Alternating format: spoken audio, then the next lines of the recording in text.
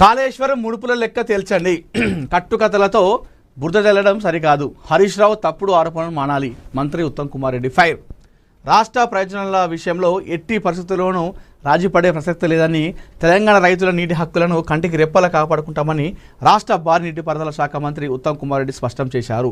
BRS నేత మాజీ మంత్రి హరీష్ రావు చేస్తున్న విమర్శలపై ఆయన తీవ్ర స్థాయిలో మండిపడ్డారు. కేవలం రాజకీయ ఉనికి కోసమే హరీష్ రావు తప్పుడు ప్రచారాలకు తెరతీశారని విమర్శించారు.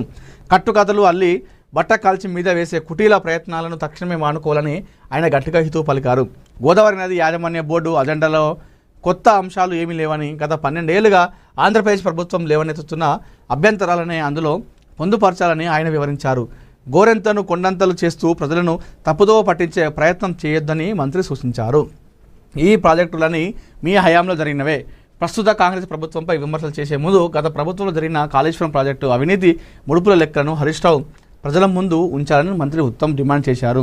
ఈ విషయంలో బీఆర్ఎస్ అనుసరిస్తున్న ద్వంద్వ వైఖరిని రాష్ట్ర ప్రజలు నిశితంగా గమనిస్తున్నారని ఆయన హెచ్చరించారు.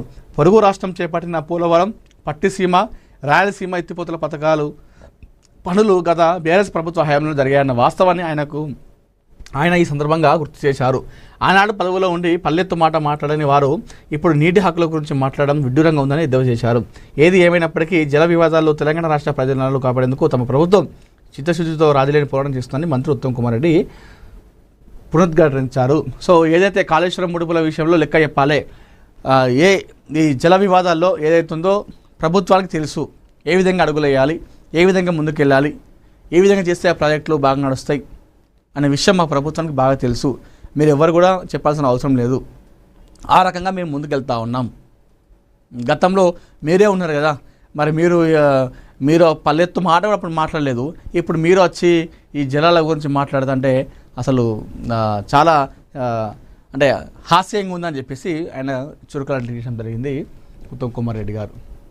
కావాల్సుకొని హరీష్ రావు తప్పుడు ఆరోపణలు చేస్తూ ఉన్నాడు. ఇవన్నీ మానుకోవాలి. మా ప్రభుత్వం ప్రజాపాలన మంచిగా చేస్తున్నటువంటి విషయంలో కావాల్సుకొని మా పైన బురదలే ప్రయత్నం చేస్తూ ఉంది. అందులో ముఖ్యంగా హరీష్ రావు ప్రతిసారి కూడా ఈ విషయం ప్రాజెక్టు విషయం వచ్చినప్పుడల్లా బయటకు వచ్చి తప్పుడు ఆరోపణలు చేస్తూ ఉన్నారు. సో ఇవన్నీ కూడా మానుకోవాలి అని చెప్పేసి ఉత్తమ్ కుమార్ రెడ్డి గారు ఫైర్ కావడం జరిగింది.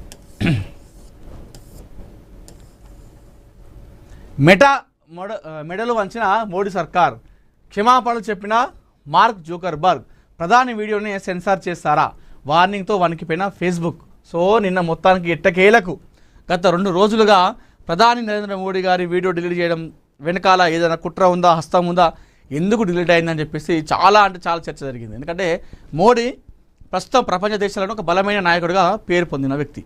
నాట్ ఓన్లీ ఇన్ ఇండియాలోనే కాదు, ప్రపంచ దేశాల్లోనే మోడీకి ప్రస్తుతం ఒక బలమైనటువంటి నాయకత్వం ఉందని చెప్పుకోవాలి. చాలామంది ప్రెసిడెంట్లు, చాలా దేశాల ప్రధానమంత్రులు ఆయన వెనకాల నడిచే వాళ్ళు కూడా ఉన్నారు. ఇప్పటికీ అంటే ఓటింగ్ పెడితే ఆయనకు ఓటేసే వాళ్ళు చాలామంది ఉన్నారు. అయితే ఇలాంటి నేపథ్యంలో ఒక బలమైన ఒక ప్రధానమంత్రి ఒక వీడియో పెడితే ఫేస్బుక్ దాన్ని డిలీట్ చేయడం జరిగింది. సో ఒక 2 డేస్ నుండి ఇది రచ్చ నడుస్తూ ఉంది. ఎట్టకేలకు ఫేస్బుక్ ఫౌండర్ జూకర్బర్గ్ స్పందించి ఆయన సారీ కూడా చెప్పడం జరిగింది. అంతర్జాతీయ సోషల్ మీడియా దిగ్గజం మెటా, ఫేస్బుక్, ఇన్స్టాగ్రామ్ మాతృ సంస్థ అహంకారాన్ని కేంద్ర ప్రభుత్వం బద్దలుకొట్టింది.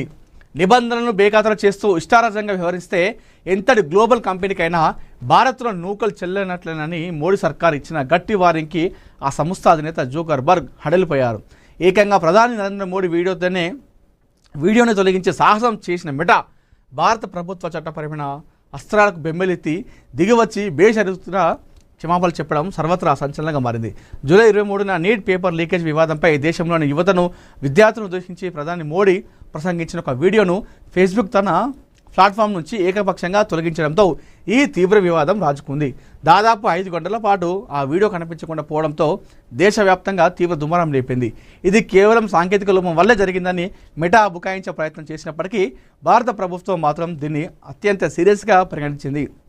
దేశ ప్రధాని సందేశాన్ని సెన్సార్ చేసే హక్కు మీకు ఎవరిచ్చారంటూ కేంద్ర ఎలక్ట్రానిక్స్ ఐటీ మంత్రిత్వ శాఖ మెటా ప్రతినిధులను తీవ్ర స్థాయిలో నిలదీసింది. అదే సమయంలో బీజేపీ ఎంపీ నిషికాంత్ దుబే నేతృత్వంలోని పార్లమెంటరీ ఐటీ కమిటీ సైతం మెటాకు చెమటలు పట్టించింది. కేవలం 3 రోజుల్లోగా ఈ వ్యవహారంపై మెటా చీఫ్ మార్క్ జూకర్బర్గ్ స్వయంగా క్షమాపణలు చెప్పాలని, లేని పక్షంలో ఐటీ చట్టం సెక్షన్ 79 కింద మెటాకు ఉన్న సేఫ్ హార్బర్ అంటే చట్టపరమైన రక్షణ హోదాను రద్దు చేస్తామని కేంద్రం తీవ్ర హెచ్చరికలు జారీ చేసింది. ఈ రక్షణ కవచం తొలగిస్తే ఫేస్బుక్, ఇన్స్టాగ్రామ్లో ఏ యూజర్ ఎలాంటి అభ్యంతరకర పోస్ట్ పెట్టినా నేరుగా సంస్థ యాజమాన్యమే కోర్టుల చుట్టూ తిరగాల్సి వస్తుంది. ఇగో ఇది చేస్తామని చెప్పింది. మీరు క్షమాపణ చెప్పకపోతే అది చట్టపరమైన రక్షణ అనేది ఆ సేఫ్ అనేది తీసేస్తే ఫేస్బుక్లో ఈ మధ్యకాలం చూస్తాం కదా, చాలామంది ఇష్టానుసారంగా పెడతా ఉంటారు. ఏది మర్డర్లు కానీ అసాంఘిక కార్యకలాపాలు అన్నీ పెడతా ఉంటారు కదా. అది పెడితే మనకేం కాదు, ఇక డైరెక్ట్ వాళ్ళే కోర్టుల చుట్టూ తిరగాలి. చేస్తామని